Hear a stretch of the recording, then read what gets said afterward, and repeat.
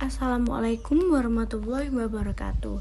Kami dari kelompok 5 akan mempresentasikan materi tentang mengelola bisnis.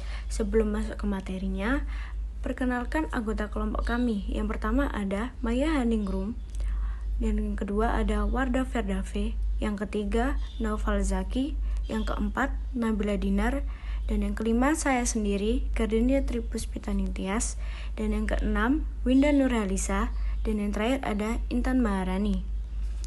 Kemudian mari kita lanjutkan ke materinya. Google terus tumbuh. Google dibuat oleh Larry Page dan Sergey Brin, mahasiswa pasca sarjana dari Stanford University. Awalnya mereka ingin mengembangkan mesin pencari yang ringkas sehingga pencarian di Google pun dibuat sederhana. Google memiliki ukuran 100 juta GB.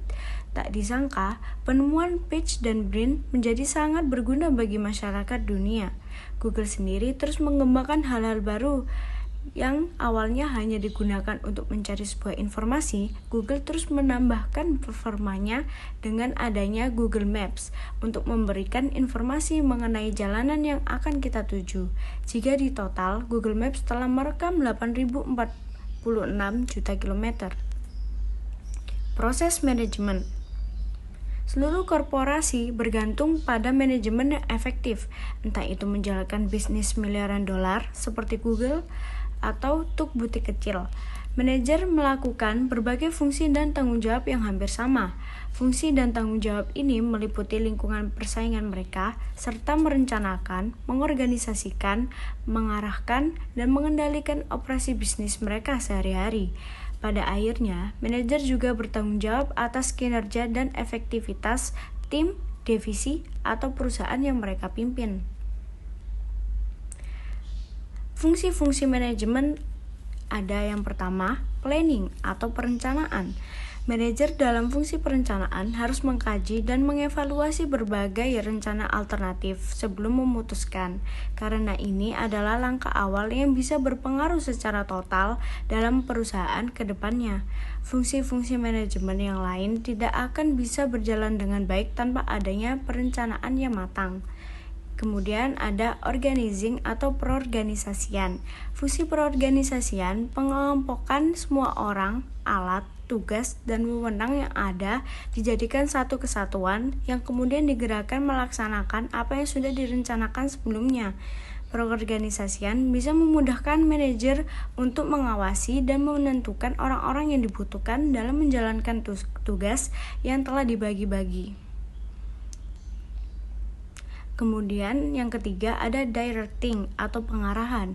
Beberapa kegiatan pada fungsi pengarahan. Yang pertama, membimbing dan memberi motivasi kepada pekerja supaya bisa bekerja secara efektif dan efisien. Yang kedua, memberi tugas serta penjelasan secara rutin tentang pekerjaan. Dan yang terakhir ada menjelaskan semua kebijakan yang sudah ditetapkan. Kemudian fungsi-fungsi manajemen yang terakhir ada controlling atau pengendalian. Kegiatan pada fungsi pengendalian misalnya mengevaluasi keberhasilan target dengan cara mengikuti standar indikator yang sudah ditetapkan atau melakukan klarifikasi dan koreksi terhadap penyimpangan yang ditemukan, atau juga bisa memberikan alternatif solusi yang mungkin bisa mengatasi masalah yang terjadi.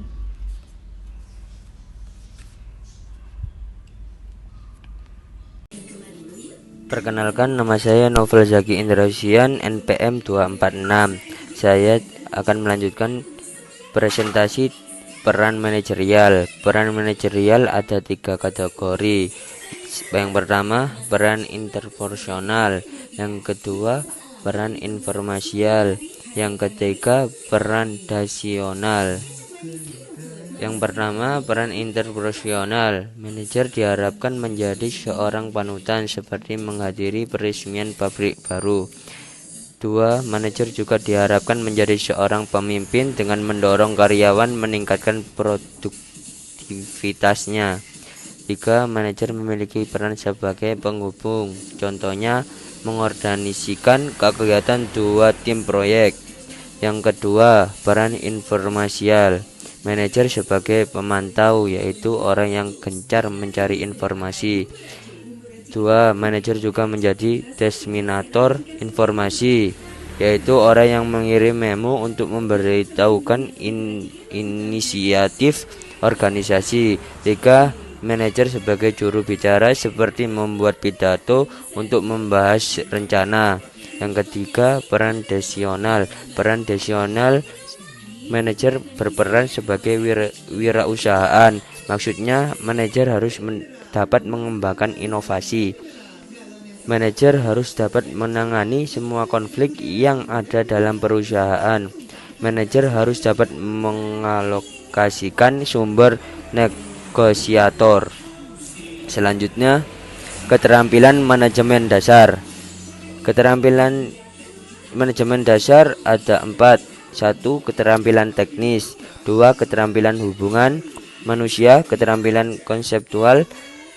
Keterampilan membuat keputusan. Keterampilan teknis, manajer harus mengorbankan banyak waktu untuk melatih pekerjaannya dalam prosedur yang efisien dan memantau kinerja kerja mereka.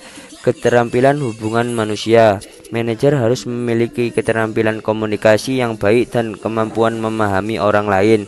Karena dengan kemampuan memahami tersebut, orang lain akan memahami kita dan memelihara hubungan yang baik dalam organisasi. Keterampilan konseptual, manajer dituntut untuk berpikir abstrak, untuk mendiagnosis dan menganalisis situasi yang berbeda dan melihat situasi mendatang. Keterampilan membuat keputusan, manajer harus dapat mendefinisikan masalah dan memiliki tindakan terbaik secara efektif.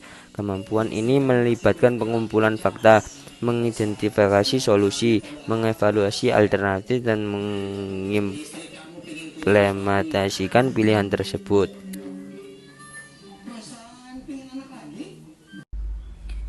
Saya Gardenia Tripuspita Nityas, NPM 248 akan melanjutkan materi selanjutnya. Bidang-bidang manajemen.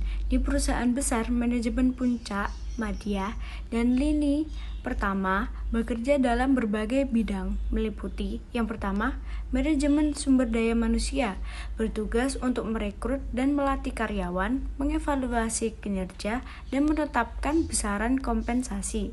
Yang kedua, manajer operasi, bertanggung jawab atas produksi, persediaan, dan pengendalian proses produksi. Yang ketiga, manajer pemasaran, bertanggung jawab dalam mengantarkan produk dari produsen ke konsumen. Yang keempat, manajer informasi, bertugas merancang, menetapkan sistem untuk menggabungkan, menyusun, dan mendistribusikan informasi. Yang kelima, manajer keuangan, bertugas merencanakan dan mengawasi fungsi akuntansi serta sumber daya keuangannya. Yang keenam, manajer lainnya seperti manajer riset, manajer humas, dan manajer pengembangan.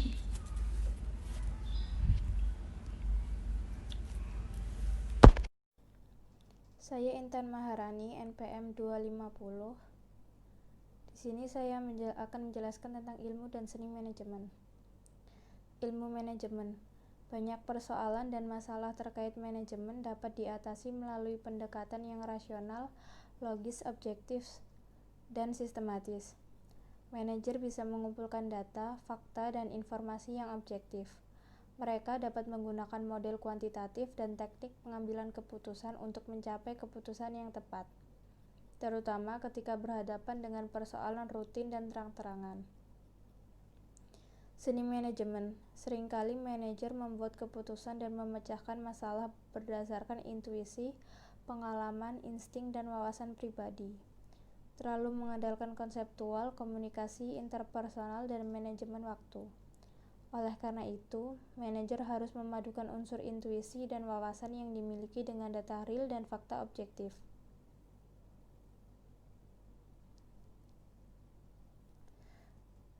Selanjutnya, menjadi seorang manajer perlu memiliki perpaduan antara pendidikan dan pengalaman. Peran pendidikan. Inovasi terkini dalam pendidikan manajemen lanjutan adalah program MBA eksekutif yang ditawarkan oleh beragam sekolah bisnis terkemuka, di mana para manajer madya dan puncak dengan pengalaman beberapa tahun menyelesaikan studi akselerasi untuk kelas akhir pekan. Keuntungan utama pendidikan sebagai sumber kemampuan manajemen adalah Sebagai mahasiswa, seorang dapat mengikuti program studi yang sudah dikembangkan sedemikian rupa sehingga menjadi akrab dengan penelitian dan pemikiran manajemen terkini. Sisi negatifnya, pendidikan manajemen seringkali bersifat umum yang memenuhi kebutuhan beragam mahasiswa, kemampuan dan pengetahuan spesifik mungkin sulit didapat. Peran pengalaman. Para manajer secara sistematis ditugaskan pada berbagai pekerjaan. Seiring berjalannya waktu, individu tersebut terpapar oleh sebagian besar atau seluruh aspek-aspek organisasi. Dengan begitu, manajer belajar dari pengalaman dan makin banyak manajer yang perlu memperoleh keahlian internasional sebagai bagian dari pengembangan pribadi mereka. Seperti halnya kemampuan manajerial umum, keahlian internasional ini dapat diperoleh melalui perpaduan pendidikan dan pengalaman. Tingkatan manajemen. 3 tingkatan dasar manajemen antara lain manajemen puncak, menengah atau madya, dan lini pertama. Sebagian besar perusahaan memiliki lebih banyak manajer madya daripada manajer puncak, dan lebih banyak manajer lini pertama daripada manajer madya. Wewenang dan kompleksitas tugas manajer bertambah ketika menaiki jenjang tersebut. Nama saya Winda Nurhalisa, NPM 249. Keterampilan manajemen waktu. Jadi, keterampilan manajemen waktu berkaitan dengan bagaimana cara menggunakan waktu secara produktif. Jadi, keterampilan ini harus dimiliki oleh para manajer. Untuk mengelola waktu secara efektif, manajer harus memperhatikan 4 penyebab utama pemborosan waktu. Yang pertama ada administrasi. Biasanya di sini manajer menghabiskan waktu terlalu banyak untuk memutuskan apa yang harus dilakukan terkait dengan berkas-berkas dan laporan. Jadi seharusnya manajer harus belajar bagaimana cara mengenali dokumen-dokumen yang membutuhkan perhatian lebih, seperti memprioritaskan dokumen yang penting untuk dikerjakan terlebih dahulu. Yang kedua ada telepon. Di sini manajer bisa memperkerjakan asisten yang bisa menyaring semua telepon masuk dan menentukan waktu khusus untuk membalas telepon masuk yang penting. Yang ketiga ada rapat. Di sini manajer biasanya menghabiskan setidaknya 4 jam sehari untuk rapat. Agar waktu rapat lebih efektif dan efisien, pemimpin harus merincikan agenda yang jelas, memulai rapat tepat waktu, mengarahkan setiap orang untuk berfokus pada agenda, dan mengakhirinya tepat waktu. Yang keempat, surel. Manajer harus menyaring spam dan berbagai folder, surat masuk, dan arsip surel. Selanjutnya, keterampilan manajemen abad 21. Keterampilan manajemen global. Di sini, para manajer masa depan harus melengkapi diri dengan peralatan, teknik, dan keterampilan khusus yang diperlukan agar dapat bersaing di lingkungan global. Mereka juga perlu memahami pasar global, perbedaan budaya, serta motif dan praktik yang dilakukan pesaing di luar negeri. Mereka juga perlu memahami bagaimana cara berkolaborasi dan berkomunikasi dengan pihak lain secara langsung. Keterampilan teknologi. Pada abad 21, iptek semakin berkembang. Jadi, para manajer juga harus memiliki keterampilan teknologi. Teknologi juga mulai mengubah cara manajer berinteraksi dalam membentuk struktur perusahaan. Bentuk teknologi baru telah menambah kemampuan manajer untuk memproses informasi, sehingga penting bagi seorang manajer untuk dapat menyusun dan menafsirkan segudang informasi yang didapat. Perkenalkan, nama saya Maya Nurul Purnamasari, NPM 200130102444. Di sini saya akan menjelaskan tentang manajemen strategi. Seperti yang telah kita bahas sebelumnya, perencanaan merupakan bagian penting dari pekerjaan seorang manajer. Manajer saat ini makin dituntut untuk berpikir dan bertindak secara strategis. Manajemen strategi adalah proses yang membantu perusahaan untuk memelihara susunan yang efektif dalam lingkungannya. Sebagai contoh, jika lingkungan bisnis perusahaan mengarah pada persaingan yang lebih ketat, bisnis tersebut mungkin perlu memangkas biaya dan mengembangkan lebih banyak produk dan jasa sebelum persaingan memanas. Demikian pula, jika suatu industri sedang mengglobal, manajer perusahaan mungkin perlu mulai memasuki pasar baru dan menjalin kemitraan internasional selama tahap awal globalisasi ketimbang menunggu hingga dampaknya terasa. Titik awal dalam manajemen strategi yang efektif adalah penetapan sasaran, yaitu tujuan yang diharapkan dan direncanakan oleh bisnis agar tercapai. Setiap bisnis memerlukan sasaran, namun patut diingat bahwa memutuskan apa yang ingin dilakukan hanyalah langkah pertama bagi suatu organisasi. Manajer juga harus membuat keputusan mengenai tindakan apa yang akan atau tidak akan mengarah pada pencapaian sasaran perusahaan. Keputusan tidak dapat dibuat setiap kali ada masalah atau hanya untuk memenuhi suatu kebutuhan yang muncul. Di banyak perusahaan, satu program umum mendasari keputusan-keputusan ini. Program inilah yang disebut dengan strategi, yaitu sejumlah rencana organisasi untuk mengimplementasikan keputusan-keputusan yang dibuat dalam rangka mencapai sasaran organisasi.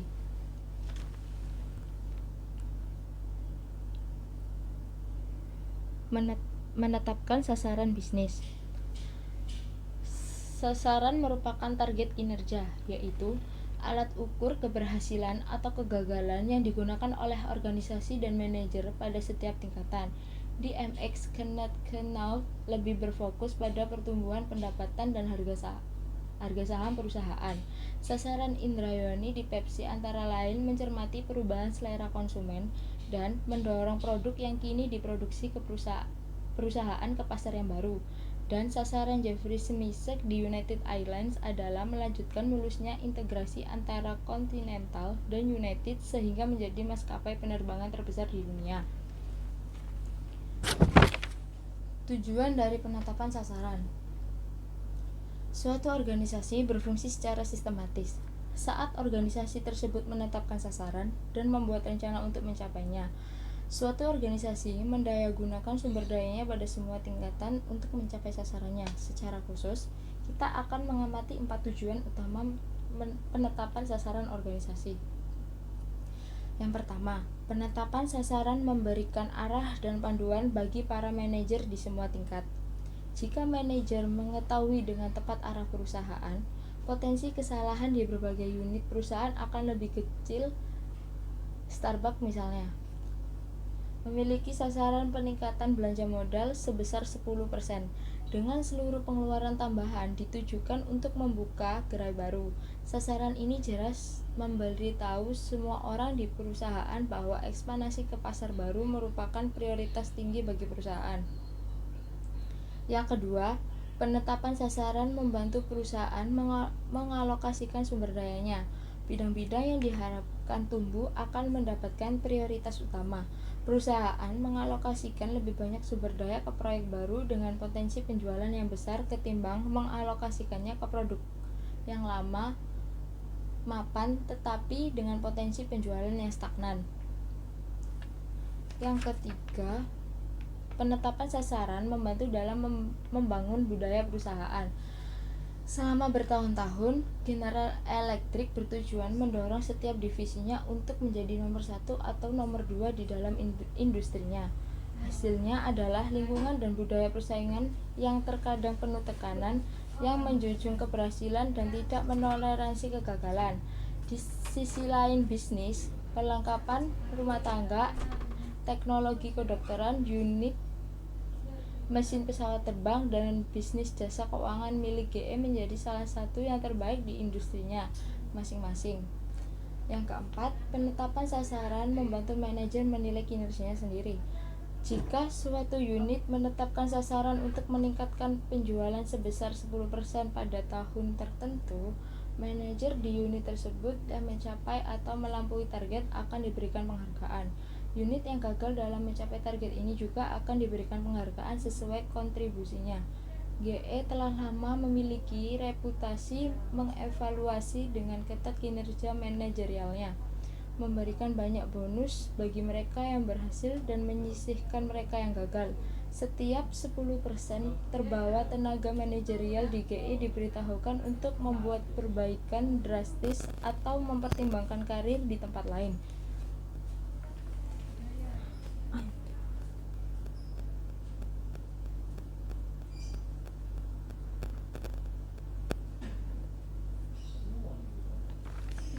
Kewirausahaan dan bisnis baru.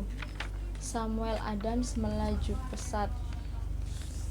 Pada tahun 1984, James Koch adalah konsultan manajemen yang mumpuni dengan penghasilan lebih dari $250.000 per tahun. Ia mengejutkan keluarga dan teman-temannya dengan berhenti dari pekerjaannya dan mendedikasikan tabungan pribadinya untuk memulai bisnis dari nol dan mencoba bersaing langsung dengan para pemain dunia di suatu pasar dunia, di mana belum ada produk khusus yang meraih sukses selama beberapa dekade. Ternyata ia mampu melakukannya.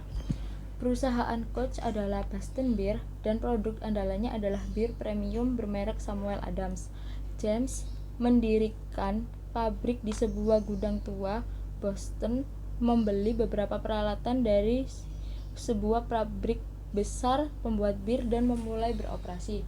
Karena hanya menggunakan bahan-bahan berkualitas terbaik, Koch harus mengenakan harga $1 lebih tinggi per kemasan ketimbang produk bir premium impor seperti Heineken. Kebanyakan distributor yang ragu-ragu bahwa konsumen mau membayar $6 per 6 kaleng bir Amerika menolak untuk menjual produknya. Jika Koch mulai menjual langsung ke paritel dan bar,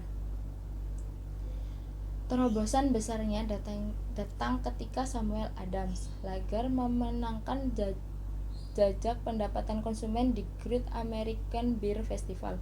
Koch langsung memanfaatkan kemenangan ini menjadi sebuah mantra iklan dengan mengklaim Samuel Adams sebagai bir terbaik Amerika. Ketika penjualan meningkat, berbagai distributor Amerika berbondong-bondong memesan birnya. Untuk memenuhi permintaan yang membludak, Koch mengontrak pabrik-pabrik bir di Pittsburgh dan Cincinnati untuk membuat bagian birnya. Selama awal 1990-an, penjualan produk Samuel Adams tumbuh rata-rata 50% per tahun, dan pada tahun 2012 penjualannya melampaui $628 juta. Pembelian fasilitas produk bir di Philadelphia tahun 2008 meningkatkan kapasitas produk perusahaan ini mencapai 1,6 juta barel per tahun. Boston Beer bahkan mengekspor Samuel Adams ke Jerman, di mana birnya menjadi populer di negara yang konsumen terkenal dengan penikmat bir yang agak selektif. Koch yang masih memegang kendali bisnis tersebut tetap melakukan pengawasan harian terhadap operasi pembuatan birnya. Ia mengklaim bahwa ia mencoba setidaknya satu produk perusahaan setiap harinya.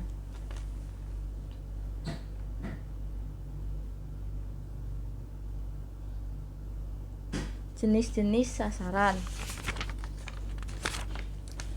Sasaran berbeda antar perusahaan, bergantung pada tujuan dan misi perusahaan.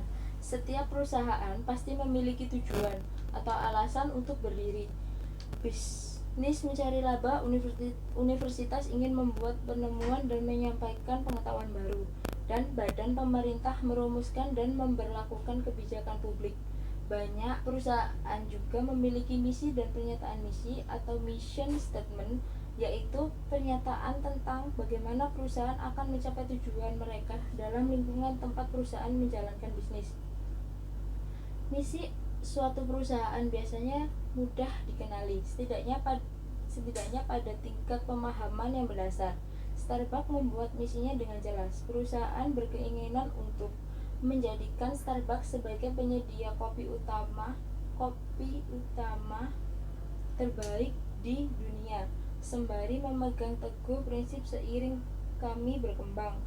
Tetapi bisnis terkadang harus menata ulang strategi dan misi mereka ketika lingkungan persaingan berubah. Beberapa tahun yang lalu, misalnya Starbucks mengumumkan bahwa pemasaran dan penjualan via internet akan menjadi inisiatif inti perusahaan. Akan tetapi, para manajer segera menyadari bahwa inisiatif tersebut tidak sejalan dengan perusahaan seperti sebelumnya yang diperkirakan. Alhasil, mereka mengkaji ulang langkah tersebut dan kembali pada komitmen bisnis retail lamanya. tuntutan perubahan mengharuskan banyak perusahaan merombak kembali misi dan merevisi pernyataan perusahaan tentang siapa mereka dan apa yang mereka lakukan. Selain misi perusahaan, setiap perusahaan juga memiliki sasaran jangka pendek, jangka menengah, dan jangka panjang. Yang pertama, sasaran jangka panjang. Berhubungan dengan periode waktu yang sasaran jangka panjang untuk menggandakan jumlah pedagang yang berpartisipasi selama 10 tahun ke depan. Nikon menetapkan sasaran jangka panjang untuk meningkatkan pangsa pasar kamera digital sebesar 10% dalam kurun sewindu. Yang kedua, sasaran jangka menengah ditetapkan pada periode antara 1 hingga 5 tahun. Perusahaan biasanya memiliki sasaran jangka menengah di beberapa bidang. Sebagai contoh, sasaran departemen pemasaran mungkin berupa peningkatan penjualan sekitar 3% dalam kurun 2 tahun. Departemen produksi mungkin ingin mengurangi pengeluaran sebesar 6% dalam kurun 4 tahun. Sumber daya manusia mungkin ingin memotong perputaran karyawan sebesar 10% dalam kurun 2 tahun. Departemen keuangan mungkin ingin meningkatkan 3% tingkat pengembalian investasi dalam kurun 3 tahun. Yang ketiga, sasaran jangka pendek ditetapkan selama 1 tahun dan dikembangkan pada beberapa bidang yang berbeda.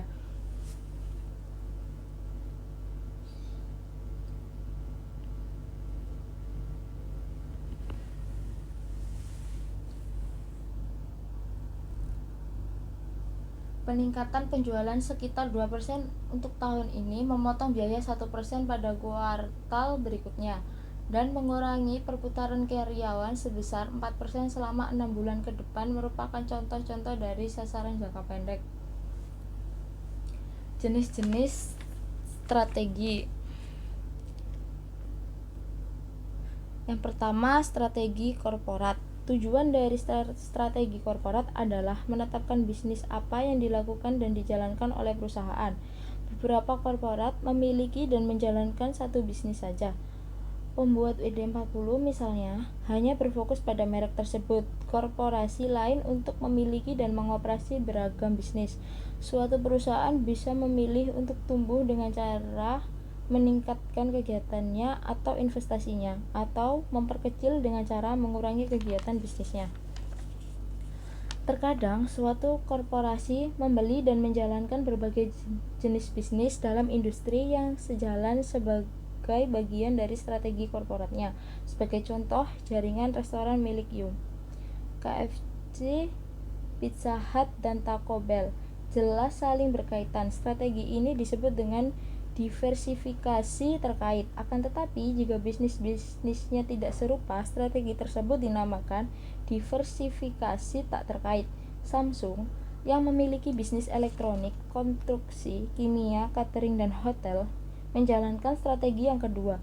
Di bawah pimpinan Kenneth Knault, strategi korporat di MX mengharuskan adanya penguatan operasi melalui prinsip pertumbuhan yang disebut partnering, yaitu membeli saham dari perusahaan-perusahaan kecil yang dapat menyediakan teknologi yang tidak dimiliki oleh MX.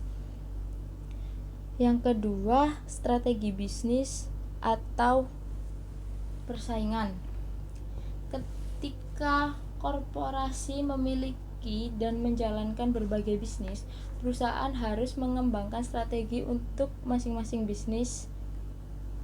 Strategi bisnis atau persaingan yang diterapkan pada tingkatan unit bisnis atau lini produk yang berfokus pada peningkatan posisi bersaing perusahaan.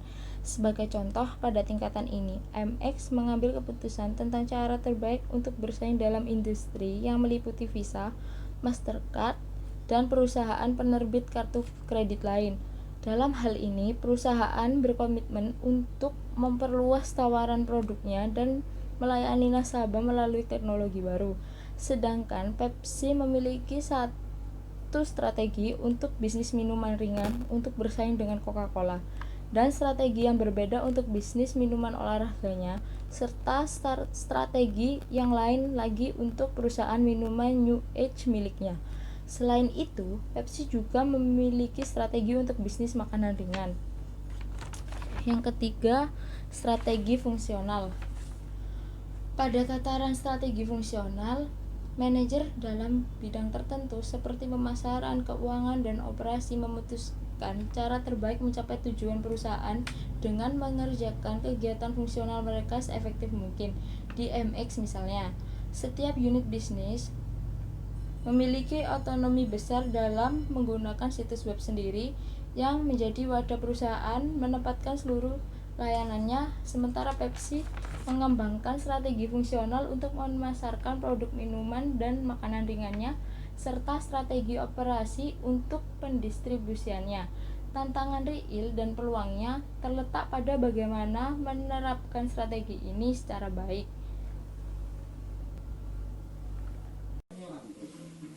Selanjutnya, mencari cara lebih baik.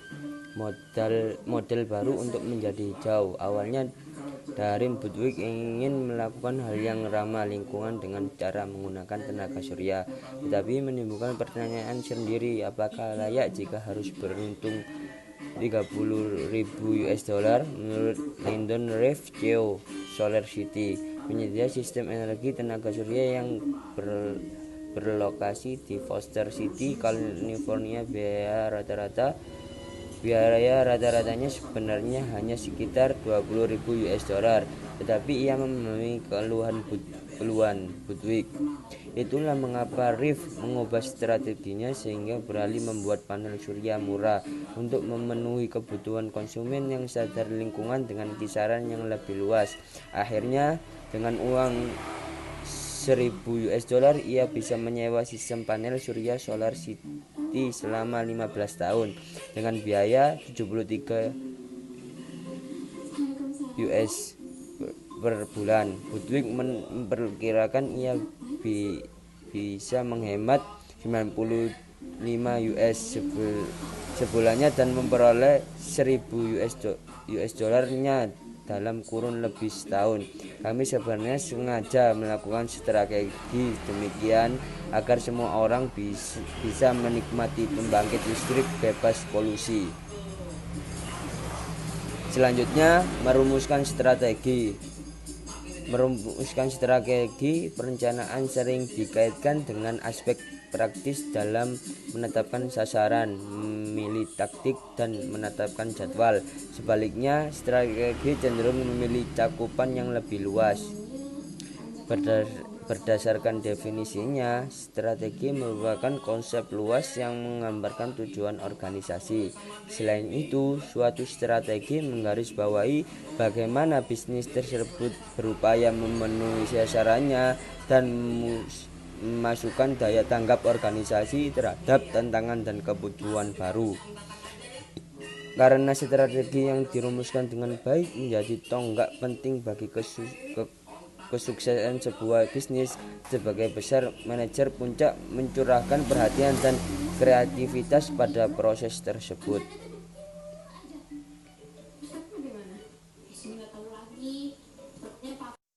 Perumusan strategi. Perencanaan sering dikaitkan dengan aspek praktis dalam menetapkan sasaran, memilih taktik, dan menetapkan jadwal. Sebaliknya, strategi cenderung memiliki cakupan yang lebih luas. Berdasarkan definisinya, strategi merupakan konsep luas yang menggambarkan tujuan organisasi. Selain itu, suatu strategi menggarisbawahi bagaimana bisnis tersebut berupaya memenuhi sasarannya dan memasukkan daya tanggap organisasi terhadap tantangan dan kebutuhan baru. Karena strategi yang dirumuskan dengan baik menjadi tonggak penting bagi kesuksesan sebuah bisnis. Sebagian besar manajer puncak mencurahkan perhatian dan kreativitas pada proses tersebut. Perumusan strategi melibatkan 3 langkah dasar. Langkah pertama, menetapkan sasaran strategi. Sasaran strategi diturunkan langsung dari penyitaan misi perusahaan. Sebagai contoh, Martin Winterkorn, CEO Volkswagen, memiliki sasaran strategi yang jelas untuk produsen mobil asal Eropa ini. Ketika ia mulai memimpin perusahaan beberapa tahun yang lalu, Volkswagen masih meraup margin laba yang tipis, dianggap kurang penting dalam bisnis otomotif, dan mempertimbangkan untuk menarik diri dari pasar Amerika Serikat karena penjualannya anjlok. Namun, selama beberapa tahun berikutnya, Winterkorn benar-benar merombak total perusahaan tersebut, mengakui sisi Audi, Skoda, Scania, dan Porsche, dan kini mencetak laba tinggi.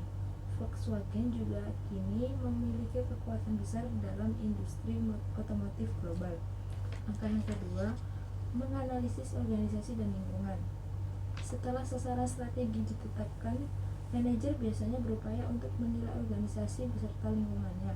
Kerangka kerja penilaian ini disebut dengan analisis SWOT. Proses tersebut melibatkan penilaian kekuatan dan kelemahan organisasi serta peluang dan ancaman lingkungan. Dalam merumuskan strategi, manajer berusaha untuk memberdayakan kekuatan organisasi dan memetik manfaat dari peluang lingkungan. Dalam proses yang sama, manajer juga mungkin mencari cara untuk mengatasi atau menutup kelemahan organisasi dan mencegah atau menghadapi ancaman lingkungan. Pengamatan lingkungan bisnis untuk mencari ancaman dan peluang seringkali disebut dengan analisis lingkungan. Perubahan selera konsumen dan upaya pengambil alihan oleh perusahaan pesaing merupakan ancaman, seperti juga regulasi baru pemerintah yang akan membatasi peluang perusahaan. Ancaman yang lebih nyata berasal dari produk dan pesaing baru. Sebagai contoh, layanan musik daring seperti iTunes dan adalah ancaman terbesar bagi produsen CD dan pemutar CD. Demikian halnya, munculnya fotografi digital benar-benar telah melemahkan perusahaan-perusahaan yang berbasis fotografi cetak. Sedangkan peluang adalah bidang-bidang di mana perusahaan bisa berekspansi, tumbuh atau memetik manfaat dari kekuatan yang dimiliki. Sebagai contoh, ketika manajer Pepsi menyadari potensi pasar air minum botolan yang sedang tumbuh, mereka langsung meluncurkan merek Aquafina dan bertekad untuk membuatnya tumbuh pesat. Selain menganalisis faktor-faktor eksternal melalui analisis lingkungan, manajer juga harus mengamati faktor-faktor internal. Tujuan analisis organisasional ini adalah untuk lebih memahami kekuatan dan kelemahan perusahaan. Faktor-faktor kekuatan meliputi surplus uang tunai, tenaga kerja yang berdedikasi, ketersediaan bakat manajerial yang mencukupi, keahlian teknis, atau sedikitnya pesaing. Sebagai contoh, kekuatan Pepsi dalam distribusi minuman melalui jaringan distribusi minuman ringan ditularkan ke distribusi minuman air botolnya. Kurangnya dana pabrik yang menua, serikat tenaga kerja yang kuat, dan minimnya citra perusahaan dapat menjadikan kelemahan yang penting. Langkah yang ketiga, mencocokkan organisasi dan lingkungannya. Langkah terakhir dalam merumuskan strategi adalah mencocokkan ancaman dan peluang dari lingkungan terhadap kekuatan dan kelemahan perusahaan. Proses pencocokan ini menjadi jantung rumusan ke strategi. Dengan kata lain, perusahaan sebaiknya berupaya mendayagunakan kekuatannya sehingga dapat mengeksploitasi peluang dan menghadapi ancaman. Perusahaan juga seharusnya berupaya menutupi kelemahannya, atau setidaknya tidak membiarkan kelemahannya mengganggu kegiatan lain. Sebagai contoh, dengan mengetahui cara mendistribusikan produk konsumen, suatu kekuatan memungkinkan Pepsi untuk menambah bisnis baru dan memperluas bisnis yang sudah ada menggunakan model distribusi tersebut. Tetapi perusahaan yang kurang memahami distribusi produk konsumen akan bertindak gegabah jika menambah produk yang keberhasilannya sangat bergantung pada distribusi yang efisien. Memahami kelemahan dan kekuatan juga menentukan apakah perusahaan berani mengambil resiko atau mengambil langkah konservatif. Pendekatan apapun bisa berhasil. Bluebell misalnya adalah salah satu produsen es krim yang paling menguntungkan di dunia, meskipun produknya hanya dijual tidak lebih dari 10 negara bagian di Amerika Serikat.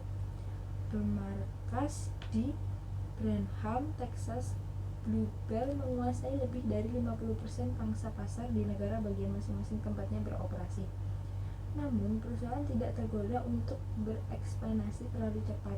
Keberhasilan berkat kesegaran produk dan pengiriman yang sering. Kekuatan yang mungkin bisa tergerus jika perusahaan tumbuh terlalu besar.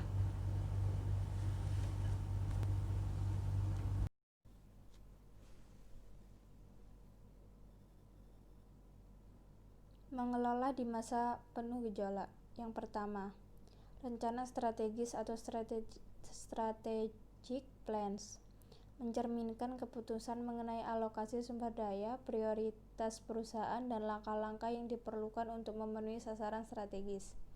Yang kedua, rencana taktis atau tactical plans, rencana untuk jangka waktu lebih pendek untuk menerapkan aspek-aspek khusus dari rencana strategis perusahaan.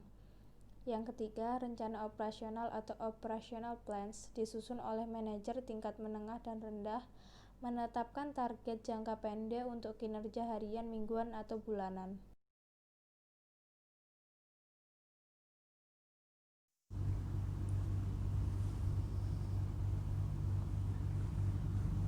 Perencanaan, kontingensi, dan manajemen krisis. Karena lingkungan bisnis seringkali sukar diprediksi dan kegiatan tidak terduga menimbulkan masalah besar.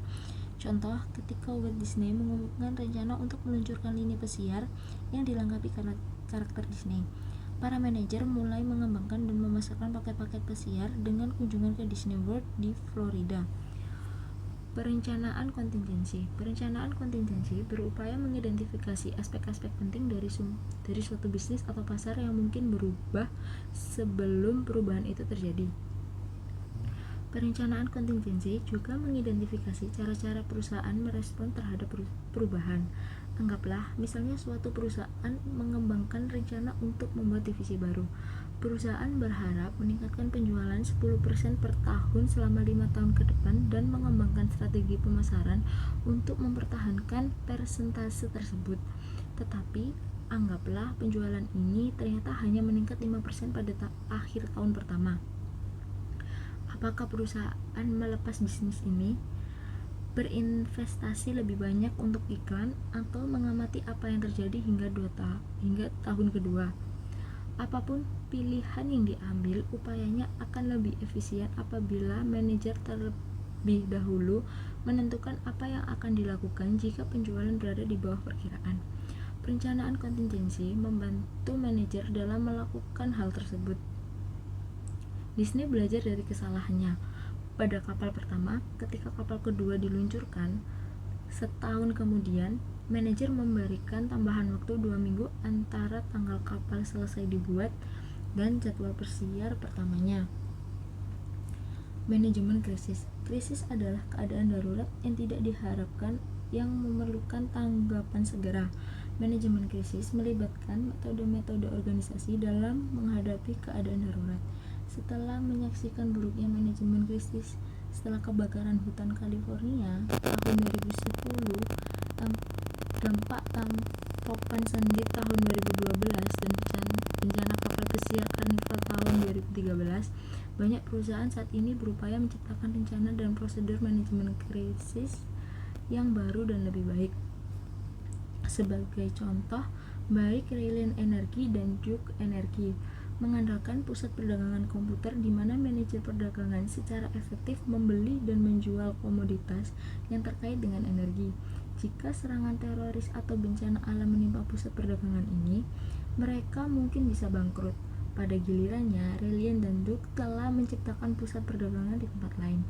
Jika penutupan terjadi di pusat perdagangan utama mereka, perusahaan-perusahaan ini bisa langsung memindahkan kegiatan perdagangan ke pusat perdagangan kedua dalam kurun 3 menit bahkan kurang.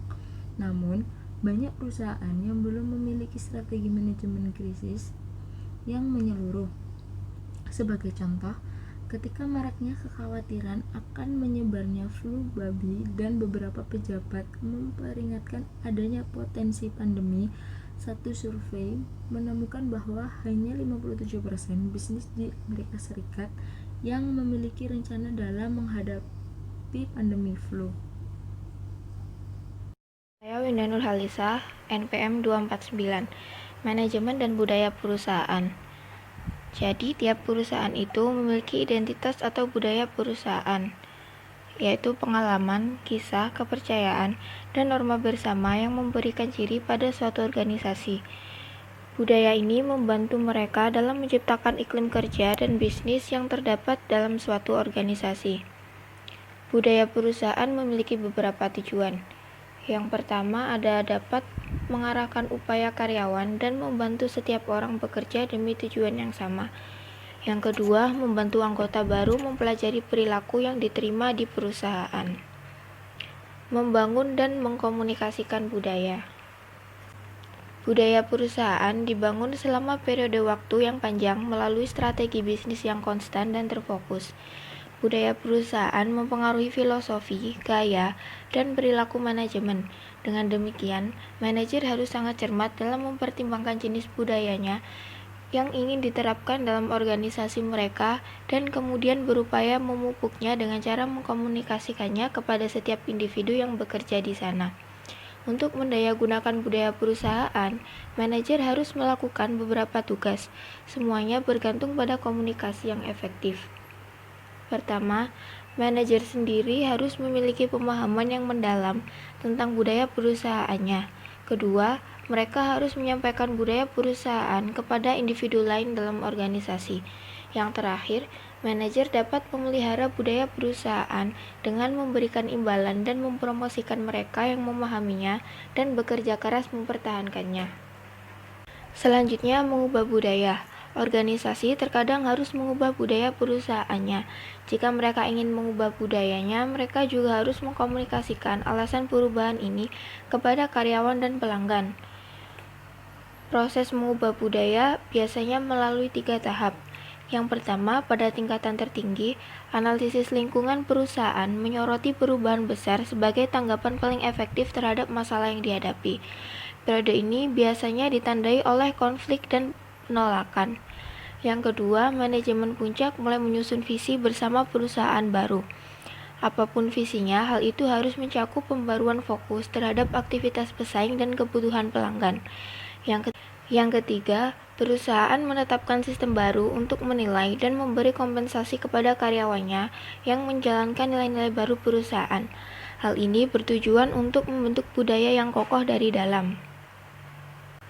Demikian presentasi dari kelompok 5. Terima kasih atas perhatiannya. Mohon maaf apabila ada salah kata maupun penjelasan.